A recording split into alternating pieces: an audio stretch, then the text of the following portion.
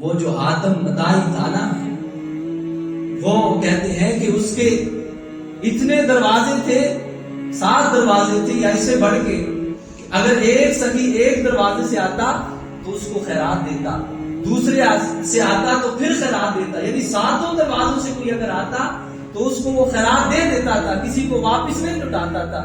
کسی نے ہمارے بزرگوں سے پوچھا، بھئی یہ حاتم مطائی کی جو ہے وہ اتنی سخاوت کہ وہ اپنے دروازے سے 7 سے کسی کو جو ہے وہ نہیں لوٹاتا تھا واپس، کیا تمہارے نبی کی بھی اتنی سخاوت ہے؟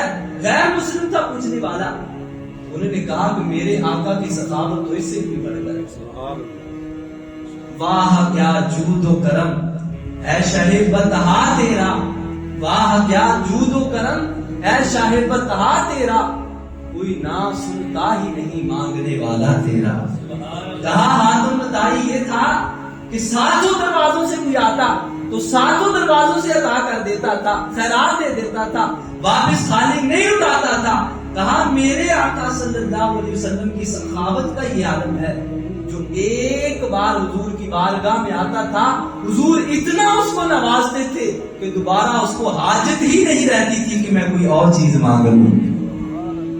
کہا میرے آقا صلی اللہ علیہ وسلم کی سخاوت کا یہ عالم ہے۔ جب اس نے سنا تو کہا اچھا تمہارے نبی اتنا دیتے تھے، اتنا دیتے تھے، اتنا عطا کرتے تھے؟ کہا ہاں اس سے بھی زیادہ عطا کرتے تھے۔ کہا پھر ہم کہاں بھولے بیٹھے پھر رہے ہیں، ہم بھی تمہارے نبی کا کلمہ پڑھ کے اس کا امتی بننا چاہتے ہیں۔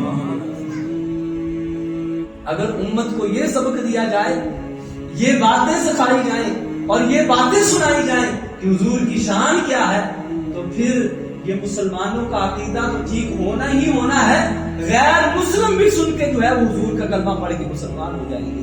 جب حضور پر تنقید کی جائے، حضور صلی اللہ علیہ وسلم کے معاذ اللہ عیب نکالے جائیں، تو پھر غیروں نے کلمہ کیا پڑھنا ہے، اپنے بھی دور ہو جائیں گے۔